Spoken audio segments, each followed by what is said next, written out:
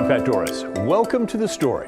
We have a great show for you tonight, including an update on wolves and a profile of a towing company that some complain is predatory. But first, from the Israel-Hamas war to Ukraine, there's plenty of misery to go around in our world. But out of the darkness of Russia's invasion, a group of teens escaped and landed here in Vancouver. And as fate would have it, they are being helped by a kind and loving woman from Russia. China Green has our story. When you walk through the doors of Cascadia Tech Academy, you'll see high school students learning different trades. But among the 1,300 students are a handful who share a common bond. The story that they have that they really just keep to themselves. That story is of survival. Hearing some of these kids' stories, it's gut-wrenching. All of these stories begin the same way. War started because of the war. All three students moved from Ukraine after Russia invaded the country. We try hide from Russian soldiers. Volodimir's story, unimaginable. They killed neighbor dog and killed 3 neighbors, and they killed my uncle, unfortunately. He and his family spent 21 days under Russian occupation. What he witnessed is so horrific, he didn't know how to describe it in English. Они просто сгорели. They were burned. In car, Just головы уже не было. some of them didn't have heads, others didn't have limbs. It's here at Cascadia. These students have found a way to start over. These kids that have literally dealt with war as inspiration in their own lives. Well, it was kind of hard. Alina Deutschehu didn't know English before coming to the U.S. in April of last year. I couldn't understand, but with time, I learned it, and now it's getting better, I think. Splitting her time between Heritage High School and Cascadia Tech Academy, she pursued an interest in dentistry. I remember my first practice here at Cascadia. I was assisting the extraction. Now, a little over a year later, she's working as a dental assistant. I can assist extraction, everything. I feel totally fine. So praise God for that. I'm doing what I love to do. She's not the only one. Margarita Mihai developed a passion for running after coming to Oregon from Ukraine, even placing in some meets. I took first place in the district last year for 800 meters. Proving her success not just on, but off the track, and confirming her path forward. Internet here. Now, she's working toward a future in tech. It's a future each student says wouldn't be possible without one person. They call me Miss Anna. Who I'm told She means the world to them. is like a mother to them. Dr. Anna Hoshi is a paraeducator helping the 19 refugees of war with their English and whatever else they need to succeed in and out of the classroom. They went through horrible experiences, and it made them stronger, and it made them more mature. It made them better prepared to challenges. She makes sure they're prepared by floating in and out of their classrooms every day, sometimes translating if needed. Dr. Hoshi moved to the U.S. from Russia and has been working in Portland schools for nearly 20 years. But this time, it's different. It's more personal. My son is in Ukraine, and part of my family is in Odessa. So it is very personal to me, and I feel deep for these kids, for everything they are going through. And each one of them, I am trying to create the environment as friendly as possible, so they would feel like at home. That home in the form of a school full of love and support. And they just light up the room, and yet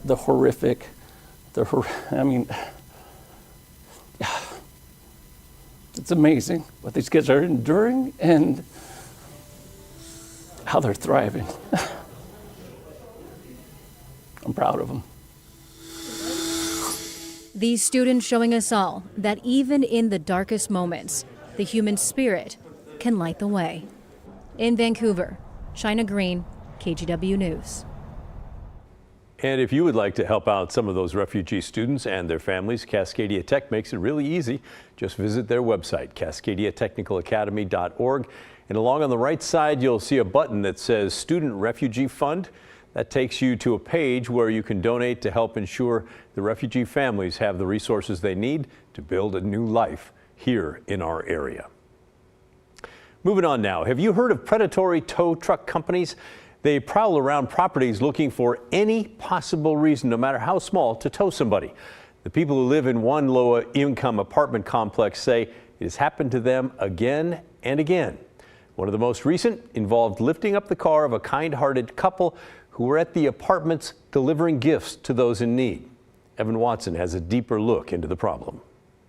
It was a holiday surprise for a family in Happy Valley. Every time they came in the door, I was in more and more shock. I was just like, wow, I couldn't believe it. A group from Lake Oswego showed up with a special delivery of 93 presents for a mom and her young children. They were connected by a nonprofit organization to help a family in need. How would you describe this Christmas? How was it for you? It was great. I loved it. But Suzanne Rosenberg, who helped drop off the gifts, says the Christmas surprise was almost ruined by a Grinch of a tow truck company. It's the holidays, and I'm going to take advantage of these people, of these good-natured people. Rosenberg noticed people taking photos of their cars while she, her husband, and coworkers delivered gifts. She found out they were tow truck drivers. Her husband was inside building a new bed for 9-year-old Faith. And I asked the tow truck driver if it was okay if he leaves his car there for about 15 minutes. And he said, yeah, that shouldn't be a problem. I get into my car, and before I could lift up my head, he had the car lifted. Rosenberg says a big scene followed. She complained. Clackamas County deputies were called. Other residents of the low-income apartment complex came out to protest. They'll lift the car, and once they lift it, you have to pay a fee. So we ended up having to pay $250 just to get the car released. Angie Causey is the mom of 6-week-old Zakari. She asked not to show her face on camera. It definitely ruined the moment for a little bit. And it took so long. I felt so bad, but they're so sweet, and they still came and finished and helped build the bed. So that was definitely nice of them. While Santa didn't end up getting towed, the situation sparked a fire in Easton Ridge residents. They prey on us. Like, they come here and they look for any and every reason they can to tow us. Suzanne Kukuritsa has lived here for about 3 years. Not just the car I have now, but the car I had before. Between the two, it's been towed 19 times. You've been towed 19 times? 19. It's thousands of dollars. Like, it's ridiculous. This is like a Section 42 apartment building. Like, you can only make so much to live here. If that's not predatory, I don't know what is. She says cars are towed for any number of reasons. If the car is backed in, if it's in the wrong numbered spot, if the parking sticker isn't visible, in the wrong location, has fallen off, or appears tampered with, or if it hasn't been moved in 3 days. Causey has her own horror story. I actually live here, so I've been towed in my own parking spot, and I've had to pay $400 and something to get my car out of somewhere that I live. The towing company involved is Retriever Towing, in charge of towing throughout the Easton Ridge complex. In January, Oregon Attorney General Ellen Rosenblum sued Retriever Towing for illegal tows, saying it refuses to comply with 2017 Oregon reforms to end predatory towing practices. For one, towing companies in Oregon must get signed authorization from property owners to tow a car. The lawsuit says Retriever Towing has failed to do this each time it tows a vehicle since 2018. It's not clear if Easton Ridge Property Management provided any authorization for a tow during the gift delivery, or if they've authorized tows in the past. The complex has yet to respond to our calls. On the lawsuit, Rosenblum said, "Retriever told us it was reforming its business practices, but it never did. We hope this lawsuit will send a message to all towing companies around the state that they'll be held accountable for violating the law." Retriever Towing says it does not comment on individual towing cases and does not have a comment on the ongoing lawsuit. The case is set for trial next year. Thankfully, Causey says the opening of gifts smoothed everything over for her family. And they almost snatched that moment by, towing them and causing all that drama, but we turned it back around and finished the day off well. But the experience left an impression on Rosenberg. When I left here, I had tears in my eyes. And not because of what happened to me, but because this is a low-income housing complex, and these people are coming around doing this to people who can't afford it at all. And it can be devastating to them. Evan joins me now. So, goodness gracious, how do people protect themselves from something like this? Well, the easiest answer is just to do everything by the letter of the law of that complex. So that could look like making sure not to back in your car if you can't do that, or you want to make sure you're in the numbered spot and following the sticker rules and where the stickers could be, all those types of things with complexes if you see it. Also, that authorization could be key here because that is a law change in the last 5 years. So checking to make sure complex management, if you're in an apartment complex, that they are authorizing each individual tow. And if they're not, there could be recourse for you in that situation. And they can't just do a blanket authorization? Each individual case needs to be authorized per the law change. Okay, interesting.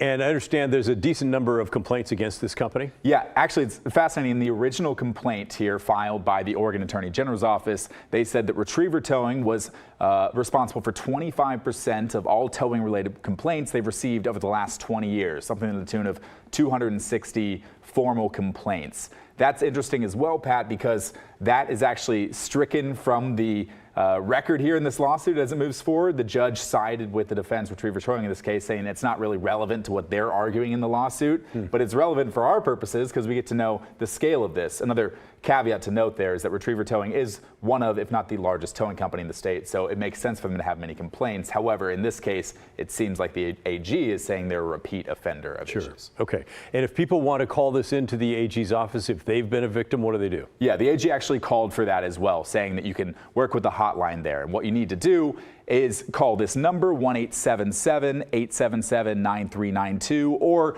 use the Attorney General's Consumer Hotline. That's www.oregonconsumer.gov. You can file a complaint there. And it seems like through the complaint and the lawsuit that they've been filing, they're tracking those closely. So you sharing your experiences could make a difference down the road. It's a good idea. All right. Thank you. Evan Watson, great stuff. You got it, Pat.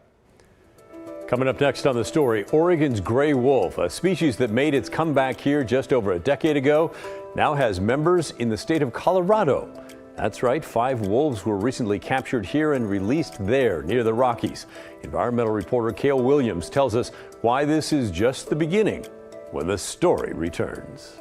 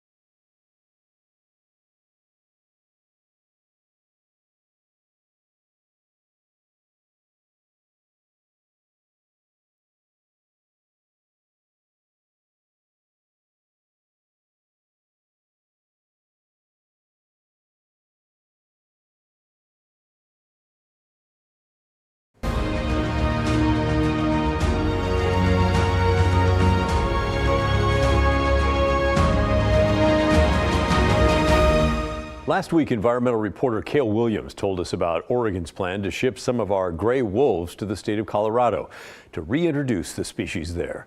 Well, it's happened. 5 wolves that were living in Northeast Oregon were captured and flown down and released in Colorado this week. Cale Williams explains. This is an incredibly important historical moment. That's Joanna Lambert, professor of wildlife ecology and director of the Candid Project at the University of Colorado. In 2020, Colorado voters passed Proposition 114, which called for the reintroduction of wolves to the state.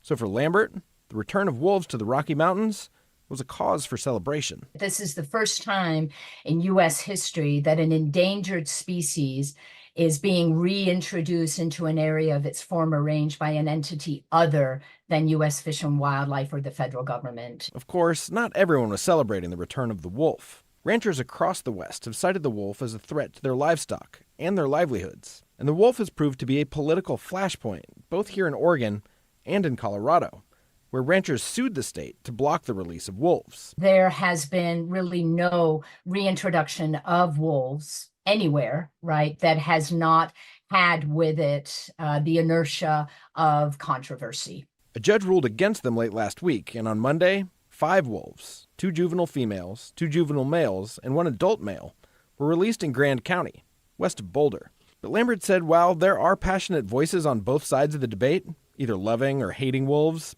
for most people, the issue is a little more nuanced. The reality is, for the most part, folks are falling somewhere in between. The wolves were captured in Wallowa and Union counties over the weekend. Biologists from Colorado Parks and Wildlife made sure they were the right age and sex, then took genetic samples and fitted them with tracking collars. After some vaccinations, the wolves were loaded into crates and flown to Colorado. The plan is to release another 5 to 10 wolves in Colorado by March, with a goal of 30 to 50 wolves total over the next several years. But even with a voter mandate, it was never guaranteed that Colorado would find the wolves it needed. Other western states like Idaho, Montana, and Wyoming, they were unwilling to provide wolves, and they've got plenty. Oregon has a minimum of 178 wolves, according to the most recent numbers. So should we be worried that we're giving up too many? Lambert doesn't think so. Wolves do well, right? Given half a chance, populations do recruit and do increase. They are a very adaptable, flexible species. Derek Broman, game program manager for Oregon Department of Fish and Wildlife, said his agency really didn't have much to do with the operation, other than directing officials from Colorado where to find the wolves they were looking for. So as stewards of the resource, we want to make sure that our populations come first and won't be negatively impacted. But otherwise, it's on them to be successful. And thus far, it seems like it's gone well. Lambert stressed that the world is facing an extinction crisis, with apex predators like the wolf facing greater threats than other species. For her, seeing wolves back on a landscape where they lived for thousands of years before humans eradicated them, that's just a small step toward restoring what nature intended. This is not just about putting 10 wolves back into Western Colorado. This is something that is, directly addressing a sense of we can do something about what we are losing on Earth. Cale's with me now. Super interesting, as always, but I guess Oregon did not actually literally capture the wolves? No. Why not? That was Colorado. I mean, it's not cheap to get a bunch of helicopters up in the air, fly around, find some wolves, dart them, get them in a crate, and ship them off to another state. And so I think that, Oregon saw this as, this doesn't really benefit us, but it doesn't really harm us either. So we'll agree to it, but we're not necessarily going to take on the lion's share of what it costs. And I know you've been doing a lot of research on this. How are the wolves going to be treated in Colorado? Well, they are endangered still. They are on the Endangered Species Act federally. They are under the Endangered Species Act with the state, but they are considered an experimental population, which means, as the state says, that they have more management flexibility. And what that means is that there's a lower bar to kill a wolf that is potentially going after livestock or getting into human areas. Yeah, thanks for the translation from the bureaucratic to the reality. We try. And finally, big announcement today from the federal government? That's right. So the federal government announced today a plan to basically ban logging of old growth on all federal lands. And so this is basically 32 million acres of old growth forest that would be protected under this plan. And the Biden administration said that this plan is because of climate change. Old growth forest can store a lot of carbon dioxide, and they want to keep that in the trees instead of cutting them down, releasing all that, carbon dioxide into the atmosphere. But this also does a tremendous amount for species like owls and Pacific salmon, which are endangered and need these habitats to survive. What's interesting, though, is that this plan would not go into effect until 2025. And there's a big event that's happening between now and then, next November, presidential election. So it really will probably only happen if Biden is reelected. And what's the status now of old growth? Are they not protected nationwide? They are, but it's a little bit of a patchwork. There's the Northwest Forest Plan that protects, old growth in the Northwest. And then there are other forest plans around the country that kind of set aside different parcels of old growth that are off limits to logging. But it's not just one size fits all as this new plan would be. Correct. Yeah, all right. And a little something, I guess, for people who love that to vote for, and for the other side, which I'm sure is not happy about it, to rally against. Indeed. It all comes down to those politics. Doesn't it always? Thank you, Cale. Appreciate it. My pleasure. Coming up next on The Story, it's a potential transformation that many have longed for in Portland, turning empty office space into housing. One developer hopes to do just that, and more. But there's a big roadblock standing in the way. Blair Best will explain when The Story returns.